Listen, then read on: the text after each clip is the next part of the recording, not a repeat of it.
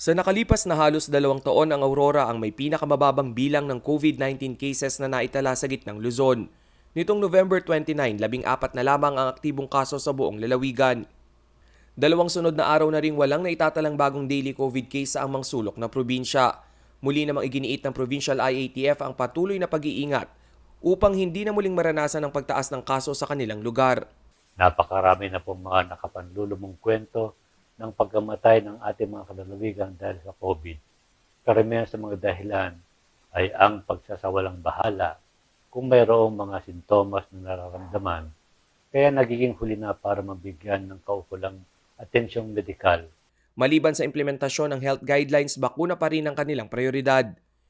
Ngayong buwan ay unti-unti na raw gumaganda ang supply ng COVID vaccines mula sa national government. Sa kanilang 160,889 total vaccine-eligible population, 62.40% o 100,399 na residente na ang nakatanggap ng unang dose ng bakuna kontra COVID. 69,333 naman ang fully vaccinated. Malaking tulong din daw ang ongoing 3-day bayanihan bakunahan upang makamit nila ang herd immunity bago matapos ang taon. Mahigpit pa rin ang kanilang provincial border control checkpoint, kung saan maging ang mismong residente ng Aurora ay hinaharang o hindi pinapapasok kung lampas na sila sa 10 p.m. curfew schedule. Lahat din ng mga turistang bibisita ay kinakailangan na may pre-registration o pre-booking sa mga DOT-accredited establishment.